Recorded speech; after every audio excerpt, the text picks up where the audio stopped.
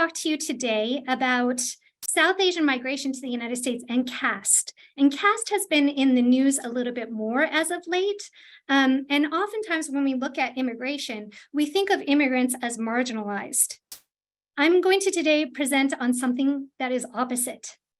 Some of the privileged groups that have been able to migrate and participate in what we call the model minority stereotype, how caste can inform anti-Blackness in South Asian communities, and how invisibilizing caste privilege often comes with South Asian migration to the United States.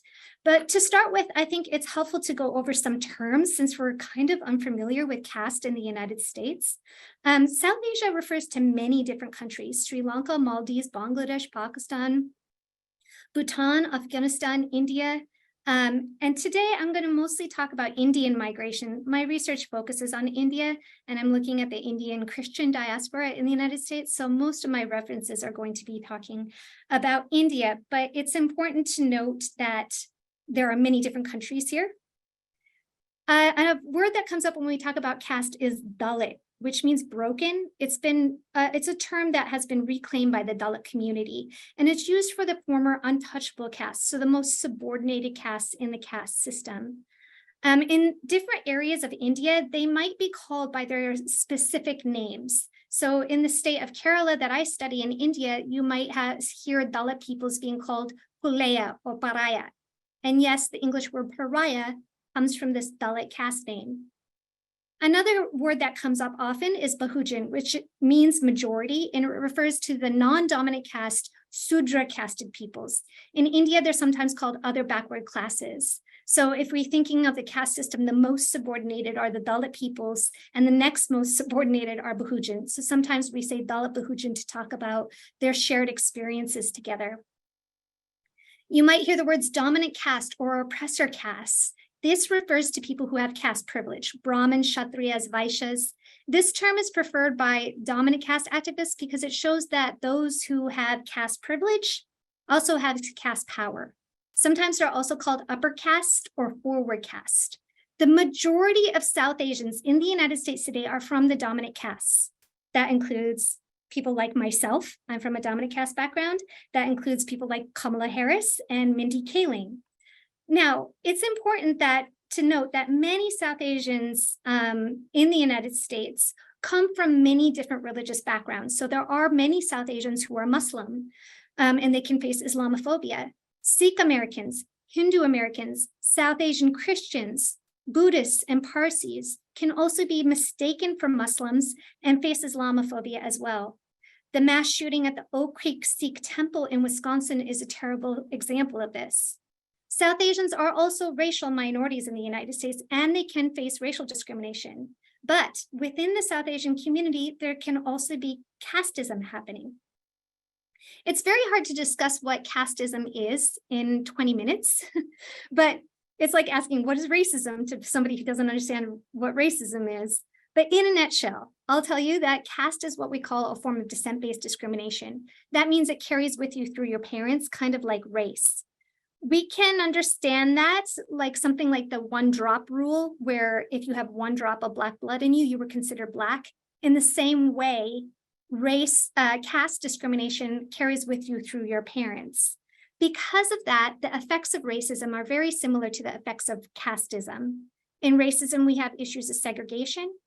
In casteism, we have issues of segregation. This is a story about a wall that was erected by dominant caste peoples to keep Dalit peoples out of a particular place in the village.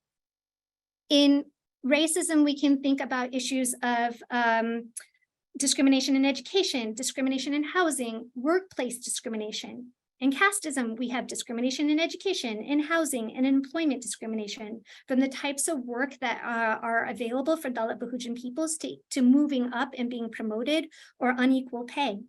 We can also talk about institutional racism, just as we can talk about institutional casteism, or systemic racism and systemic casteism. This is a report about how Black people after Hurricane Harvey faced discrimination getting FEMA aid. And in the same kind of vein, we can see this report about how Dalit peoples face discrimination getting state aid after floods in the state of Kerala, India in 2018. Caste is also what we call intersectional, which means that it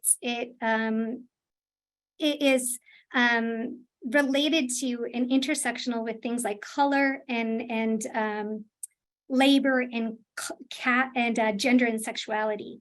The arranged marriage system, for example, means that you need to marry within your religion and marry within your caste to reproduce caste. If you ever watch Indian Matchmaker, you might hear South Asians on that show talking about marrying somebody from their own community. This is a way to talk about caste without explicitly talking about caste. So let me move now to talk about issues of migration to the United States and issues of race and South Asian migration. South Asian migration to the US settler state has been shaped by actually racist immigration policies. In the late 19th century and into the early 20th century, you had many Sikh people migrating to the West Coast, but that started to change when you started to have bans like the Chinese Exclusion Act that would say that people from Asian nations couldn't come over to the United States. People who were already in the United States at that time had to contend with racist immigration citizenship laws. From 1790 to roughly 1952, naturalization was for citizenship in the United States was based on whiteness. And this led to a lot of confusion. Were Mexicans white? Were Armenians white? Were Indian people white? There was a struggle to define who a white person was. And according to the work of Ian Haney Lopez, courts decided not who was white, but they decided who was not white. And so Ian Haney Lopez looks at two cases, the Ozawa case and the Thind case that happened in within months of each other in 1923. Takaya Ozawa was a Japanese American. He attended the University of California. He converted to Christianity. He married and had children. And he went to the courts to say, I should be a citizen of the United States because my skin is white. But the courts deemed that he was not Caucasian, and they relied on the pseudoscience called race science that divided the races into Caucasian, Mongolian, African, and then attributed behaviors and racist policies based on those perceived behaviors. Following this ruling, like a few months following this ruling, Bhagat Singh Thind, an Indian American who fought in World War I and was part of the US Army, said that according to this race science, Indians are Caucasian, but the courts reversed their scientific ruling and they still denied Thind naturalization. And they said, you know, we can look at you and it's common knowledge that you're not white. But interestingly, with the Thind case, he also claimed that as a Sikh, he was part of India's upper castes, which made him more of part of the Aryan races. Following the Thind case and the Ozawa case, many Asian Americans lost their citizenship. Now, this coupled with what I said before, racist immigration laws such as the Chinese Exclusion Act or the Immigration Act of 1924, which made for quotas, made for slowed immigration from Asian nations to virtually a standstill. That changes in the 1960s. Fast forward to 1965. Today, South Asians are often called model minorities, the minorities that other minorities, such as Black, Indigenous, and Latino people, should be like if they only tried hard enough. Some South Asian Americans take this model minority identity, setting themselves apart from other minority groups, and themselves participate in anti-Blackness. The model minority stereotype, however, is often tied to class status. South Asians tend to be rather wealthy and college educated. So let's get into why. The 1965 Immigration Act allowed for the migration of what we called skilled professionals, so doctors and engineers to migrate, such as my father, who was a doctor, and my mother, who was a nurse, and also leading to the stereotype that all Asian kids are nerdy and brainy and love math. That is not true. I can tell you that's not true. I was really bad at math. Adding to this, in 1990, we have another immigration act called the H-1B that created a category called the H-1B visa. Interestingly, it also created this category called the R1, which is a religious worker visa. And right now I'm looking at Catholic priests from India, many from dominant castes who come over as missionaries on the R1. I'd be happy to talk about that if you're interested. But what's important here is the H-1B visa. An estimated 75% of H-1B visas are going to people of Indian descent. And the H-1B visa is really diversified the tech industry in Silicon Valley.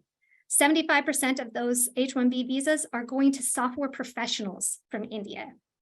But it's also a visa that's a little bit precarious because you can bring over your families on the H-1B visa, but the H-1B visa is tied to the job. So if you lose your job, you have to get another job as under H-1B visa, or you have to return back to India. So this seems awesome. We had these racist immigration acts, and then they changed in the 1960s and then in the 1990s, right? But let's look at more close, and it is true. Indian Americans in 1980 were about 200,000 people, and that jumps by 2021 to 2.7 million. They're amongst the fastest growing racial minority in the US. But the problems with this is thinking about caste in education. In general, you see a saturation of people from the dominant caste backgrounds in professions like doctors, engineers, and software programmers. This is not to say that Dalit Bahujan peoples are not in professional jobs, but rather that Dalit Bahujan peoples are underrepresented. So you can think of a boardroom where everybody in the room is a man except for one woman, or being the only person of color in a room. This can lead to all sorts of exclusions, microaggressions, violences, harassment, and doxing. And this is a direct result of casteism. I'm going to show you a small clip from this documentary called India Untouched, where we can look at issues of casteism that happens in schooling.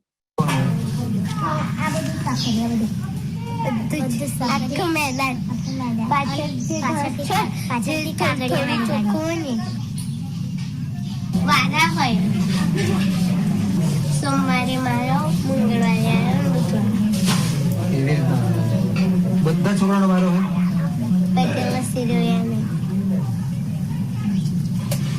ના સમજાય સમજાવ ના સમજાય patella સિરોયાના વારા ના હોય એમને વારવાનું નહીં કે ઢગલી ને તો વાસણે નહીં ઘસવાનું અને અમારે Sorry.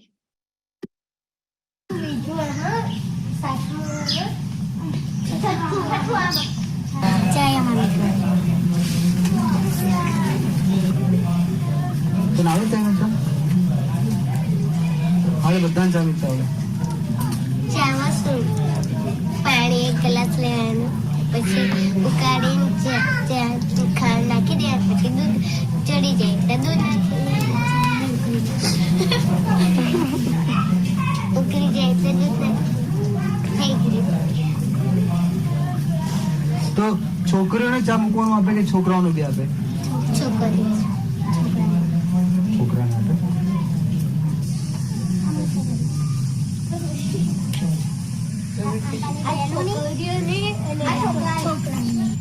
આ તમારા બાળકની એમ ના કરીને તમારે બે ડોલ લઈને બે જણ ન જઈ અને પછી બે ડોલ નરેહી ભરીને આવવાનું અને વારી નાખવાનું સવારે વાગે પછી પાણી દેટ દેવાનું જે ગંદુ હોય ને ફરી સાફ કરી નાખવાનું 20 ડોલો રેડવાની 20 ડોલ. So just with this kind of discrimination in education from an early age, you can imagine how cutting off access to higher education, to graduate education, and professional jobs can occur from day one. With the 1965 Immigration Act and the H-1B visa, those with an education, with medical and engineering degrees and generational wealth are the ones who are able to migrate, leading to a particular demographic in the United States today. Indian Americans are the most wealthy racial minority in the US, and they tend to be college educated. This graph shows Indian Americans in relation to other Asian Americans in the US. Dalit peoples are 25% of the Indian population, but they are only 1.5% of the Indian American population. I study caste and Christianity. If you're interested, I just did this podcast. It'll give you a history about caste and Christians in India. When we look at the Indian Christian diaspora, the majority of Christians in India are Dalit, but the majority of Indian Christians in the United States are from dominant castes. Christians are 2.3% of the Indian population, but they constitute 18% of the Indian American population. So when we're thinking about what an Indian population in the United States looks like, or what a South Asian population looks like, what we're looking at is people who are very much in a dominant caste community, then patterning their own experiences and saying that this is what we look like. And then non-South Asian Americans, when they see South Asian Americans, might not understand that what they're actually looking at is a predominantly dominant caste community. So they might also not understand how Dalit students and Bahujan students are affected by this in the US. Countless Dalit Bahujan people in the United States are sharing their experiences of discrimination, from being told that they're less qualified or being given unreasonable tasks to complete at work, being shunned by other students in school, or not being promoted. Dalit Bahujan professors and activists can be doxxed and face threats of violence. There are constant jokes, quote unquote jokes or slurs thrown at Dalit Bahujan students, often under the noses of non-South Asian Americans who might not have the context to understand those slurs. Outing somebody's caste in schools can lead to increased harassment, microaggressions, doxing, and even more violences. We know that because this discrimination exists this way, Dalit Bahujan peoples often hide their caste identity in the United States. As Yashika writes in her book, Coming Out as Dalit, we avoid talking about caste, hoping to somehow find a place in the world of upper casteness that has been forbidden to us. We create upper caste identities, stolen badges that can help us gain entry to a space that will reject us the moment it finds out who we really are. We nervously flash these IDs anytime we're grilled about our origins. Those who fail to exhibit satisfactory signs of upper casteness and those who refuse to are punished for trespassing, for being where they don't belong. Discrimination, humiliation, oppression are all penalties for not being upper caste or simply for being Dalit. If you've been following anything about caste in the US today, you may have heard that colleges and universities, starting with Brandeis University in Massachusetts, followed by the institution that I work at, Colby College in Maine, then the Cal State system, Ivy Leagues like Harvard and Brown, are adding caste to their non-discrimination policies because of this. Now the city of Seattle, home to Microsoft and many H-1B visa holders, voted to ban casteism in that city. The state of California, home to Silicon Valley and also a number of H-1B visa holders, is currently considering a bill, SB 403, to ban discrimination on the basis of caste in the entire state.